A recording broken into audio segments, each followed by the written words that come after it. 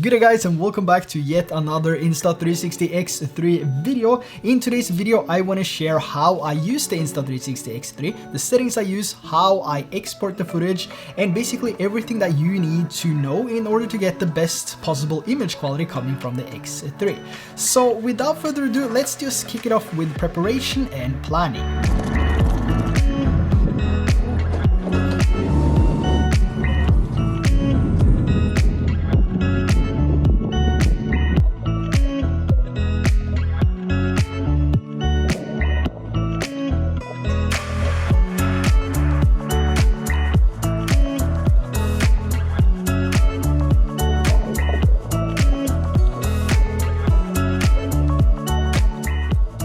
Now, before I head out to shoot the videos, I always like to have a plan of what I want to film and how I want that to look. But the good thing about the X3 is that it doesn't really matter because it's a 360 camera, so it records everything around you. But there's still some minor preparations I do before I head out. So the first thing is to make sure that the X3 is secure, and it also comes with this pouch here. This is included when you buy the X3, and what's really nice about this is that you can just place it inside and you have access to the charging port and everything on the side here. And this will actually protect your lens. So when I'm not shooting the videos, I always put on this pouch here to secure the lenses. So when I throw it in the backpack, in my pocket, anywhere, it's always secure. And when I'm shooting my videos, I can just take this off. And the good thing about this is that this also works somewhat as a cleaning cloth. So when you take it off, you can actually clean the lenses with this, and you will have a perfectly clean lens when you shoot your videos, which is pretty awesome. Another thing which is really important as well when you plan your trip is the accessories you choose. This will vary depending on what and how you want to film your videos,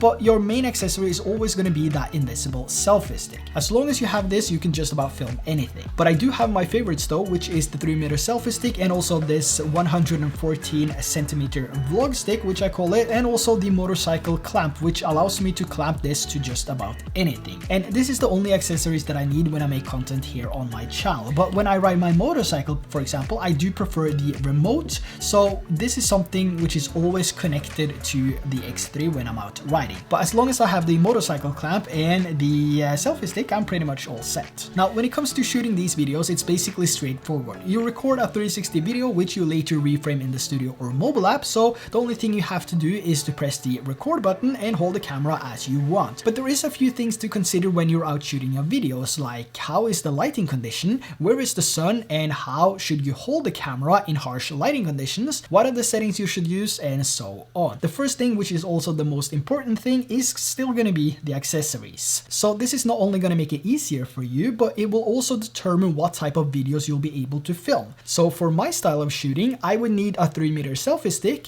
a backpack which allows me to fasten that selfie stick to get that bird's eye tracking shot, and a shorter selfie stick, usually the 114 centimeter one, and something I can use to mount the camera in different places. For this, we have a lot of different options, like the motorcycle clamp, which I just mentioned, and we also have the monkey tail, and we have the suction cup, and we also have all the different accessories. I suggest checking out the accessories from PGY Tech though, called Cap Lock, which is one of my favorite accessories to use with the X3. Now, before I head out to shoot some epic videos, there's actually no point in deciding what type of settings to use because the conditions might change. So it's more important to plan out what you want to shoot first and then change the settings later. And in most scenarios, you won't need to change the settings at all. And the shots with the best image quality actually comes from how you hold the camera and not the settings you use. I've been using auto settings for almost 2 years now, and the quality I'm able to pull from this camera is much better with auto settings than if I would use manual settings. So let's break it down. The X3 has 2 lenses, and in between these lenses we have what's called the stitch line,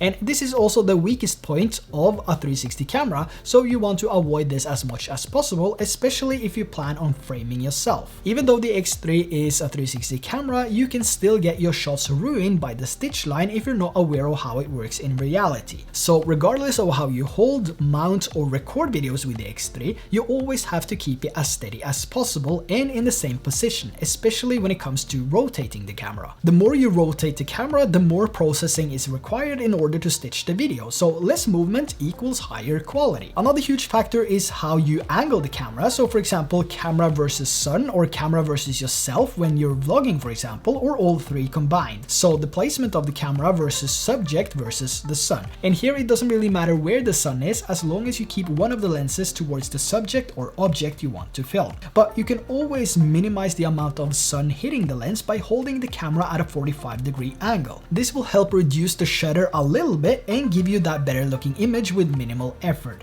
But the most important thing is to always try to aim the top of the camera towards the sun. This will preserve a stable exposure and keep the shutter speed as low as possible. But if there's no sun and you're shooting on a cloudy day, it doesn't really matter how you hold the camera as long as you make sure to have one of the lenses facing the subject or object that you want to film.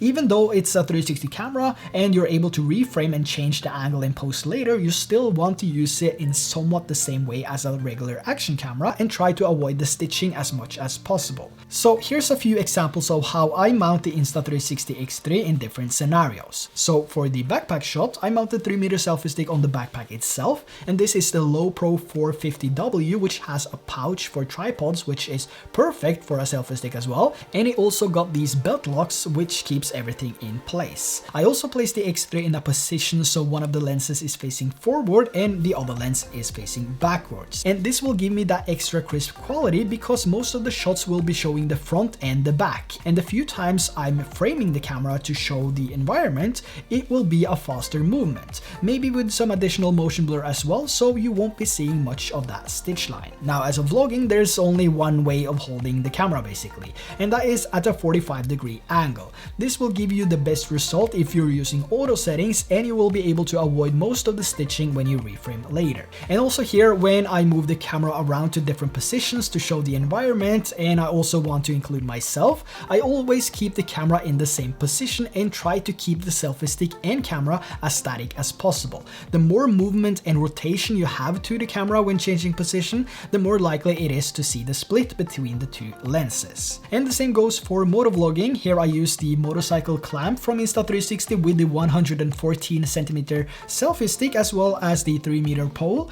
When I mount this on the handlebar for example, I always tilt it a little bit forward, so around 30-ish degrees, and this actually makes a huge difference, not only when reframing myself or the road ahead of me, but also it helps protect the camera from rocks, gravel, whatever might come from the cars in front of you. So to have an angle to the camera will add more protection, and the damage is more likely to happen to the top of the camera instead of the lenses. Now as of diving, it's basically the same as vlogging but underwater. Here I also keep the stick and the camera as static as possible. As soon as I start adding rotation to the camera, you'll see the stitch lines, and the best way to avoid these when you're underwater is to have one of the lenses facing you or straight upwards and the other one straight down. And this is actually really important if you want amazing underwater shots, because when you're diving with a 360 camera, you also have another element to consider, which is the water. When the water travels around the dive case, especially around the stitch lines, you will clearly see the image wobbling. So the only way to prevent this is to keep the camera as still as possible and in the same position. But of course, if you find a lot of fish, maybe a shark, maybe a reef you want to record or anything like that, you should always change the position of the camera so one of the lenses is facing what you want to record. And the last one is hiking. This is exactly the same as vlogging, but here I also changed things up a bit. So most of the time I actually use the 3-meter pole because I want to share the entire hiking experience, and I think a longer selfie stick is the way to go. And here I also add a few different shots like over the shoulder, the backpack shot, and I also extend it to 3 meters and hold it in front of me to get that fake drone follow shot. And for all these shots I always plan out the movement, so when I go from over the shoulder to the front shot, I always make sure to have the movement as smooth as possible. But the most important thing is to keep the camera in the same position when you do these movements. If you already have the X3, you can go out and test yourself, do a few basic movements from left to right for example without thinking about rotation or placement or anything like that, and then do another one where you plan out the movement of the camera first and try to keep it as smooth as possible and keep the Insta360 X3 in the exact same position, and you should be able to see a clear difference between the two clips. Now, when it comes to editing or reframing your 360 videos, there is a few different ways to do so. We have a plugin for Premiere Pro and After Effects, which allows you to reframe the 360 videos directly inside these softwares, but there is a catch to this. This is $10 a month for each of these softwares, so it will be quite expensive. And we also have the Studio and mobile app from Insta360, where the Studio app will give you the best looking image and the smoothest movement between each keyframe. And the mobile app will give you a huge selection of creative features to make your 360 videos look different. On the mobile app, you will have a dedicated tutorial which will take you through the different sections and run you through the different features, buttons, and basically everything you need to know in order to edit a video. But since the Studio app is the one I use 99% of the time, I want to share my workflow and the settings I use to export high quality videos. So here we have a clip from one of our previous trips to Hawaii, and the way that I do this is basically straightforward. So the first thing I do is to go to the point where I want the video to start, so about here. And then I select this trim icon here, which will trim the clip at the beginning. So that means the clip is now going to start from this position. And at the beginning here, I always add a keyframe by adding a keyframe with this icon right here. And once this is made, I can just move the camera around as I want. And I want this to be the starting point right here. So I'm going to move the camera there. And I'm just going to go through the clip here, and I want the next one to be right here. But I also want this to be changed a little bit since the camera is now going straight forward, and I want it to follow my wife here. So I'm going to put it somewhere like that. So now we have the motion from this one, which is going from this position right here, and it will follow her as she takes the turn here to the left, and it will be pretty smooth and seamless. Now there is a few ways you can make this even smoother, and that is by selecting the line in between these two keyframes and then select the last option, which is fade in, fade out. And if you're familiar with speed ramping, it kind of does the same thing. So when we select this and do a playback now, it will start slow, and then once it reaches the middle between these two keyframes, we will have the biggest movement, and then it will gradually slow down to the last keyframe here. So here we can see that it starts pretty slow, and as it gets to the middle, we will have that turn in the image, and then it will gradually fade out again. And this is basically everything I do to the videos that I export and share here on YouTube. And the other thing is, if I want to make a sudden change here, so I want to frame myself, what I like to do after this last keyframe is to just make one keyframe right here and just leave that as it is, because this is going to be the placeholder for the same adjustments which is done to the one before it. So I'm not going to do any changes to this. And then I'm going to move forward in time here and make another keyframe, and for this keyframe I'm actually going to change the position. So now I'm in frame, and what I can do here is to click on the line between these two keyframes here and select the fade in, fade out.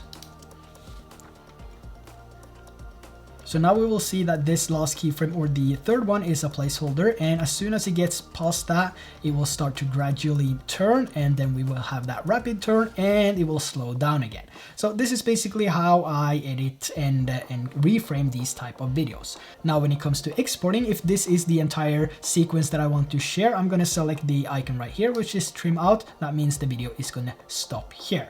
The next thing is to go over to the export button here, select that, and then I'm going to change the resolution from whatever it says here to 4K, so 3840 by 2160, which is 4K. I'm always using a bitrate of 200 as well. You don't need to do that. It will only make the files bigger. It's not going to be any quality differences, I think. I'm not sure, but this is what I was told by Insta360, which would be, you know, the best bitrate to export with. So this is what I'm doing, and that's basically it. You can change the coding if you want to do that. I always export with H.264, but you can change this to ProRes if you want to do that. Again, that will only make the files larger, and I see no differences in quality between H.264 and ProRes 422. So I'm sticking with H.264. Then I'm going to add this to queue. Once this is added to queue, we can select both of the clips here. I have another one here which I want to export, and then select both, right click and start export. So that's basically everything that I do when it comes to exporting these clips inside the Insta360 Studio app. Nothing else, and the magic actually happens inside of Final Cut Pro or the editing software of your choice. So now moving over to Final Cut Pro here, and we can see that we have the same clip as we exported in the Insta360 Studio app, and this looks pretty good as it is, but I want to add that extra spice to the footage, making it look even better. So what I like to do here is to first add an adjustment layer here and just place that on top. And I want to do all the correction and grading on this, so I don't have it on the clip itself. And that means I can just, if I have multiple clips, I can just extend the adjustment layer, or I can copy it from one to the other so I can match the color grading as well. So what I want to do first now is to select the adjustment layer, and I want to go over to the color wheels here, and we can see here on the waveform that nothing is peaking on the highlights or the shadows, but I still want to take the highlights maybe a little bit down, and also the shadows, the midtones, maybe a little bit up, just to make it a little bit brighter. And I also want to add some additional colors here, so we're going to take the colors of the midtones and bring up, and take the shadows and bring maybe a little bit down. And the next step is actually to add a custom LUTs. This is what makes it for me to add my own signature LUT, because they are enhancing the footage coming from these cameras. So what I'm going to do is to select Hawaii, and you can see how this is manipulating the colors as well. And there's all different types of LUTs here for different scenarios, but Hawaii is the one that I like to use the most. And once we apply this, you can go in and you can further do some adjustments here. You can increase the midtones, you can decrease them, same with the shadows as well, and you can also add some more colors here. So this is now before, and this is after. And this is basically everything that I do to these clips. When it comes to settings and all of that, it's all the same. It's basic auto settings, because auto settings are working the best for any scenario if you're not using the camera to shoot cinematic videos. If you shoot cinematic videos, you don't want the exposure to change, so that's when you want to add the manual settings and play around with those. But for normal everyday travel videos or making content here on YouTube, which is just to share your experience of travel, or when you are doing things with your kids and stuff like that, you want to use auto, because auto is the best. And Insta360 has, especially the X3, has one of the best, if not the best, auto white balance correction. So you want to keep this on auto as well, especially when it comes to underwater. But this is, like I said, everything that I do to these clips. There is no hidden features or secret things that I do. The only thing that I apply is my signature LUTs, which has been made to enhance the 360 videos coming from the Insta360 X3 and the One RS 1-inch. And if you want that extra spice to make your image look better, don't forget to check out my signature LUTs as well. There is a 10% discount in the description below. So yeah, that's basically how I use Insta360 X3. And if you found any value in today's video, make sure to drop a like down below. And if you're brand new here and want to see more camera related videos, make sure to hit that subscribe button. So that's everything for today's video. I really hope that you enjoyed it. So until next time, take care. Bye bye.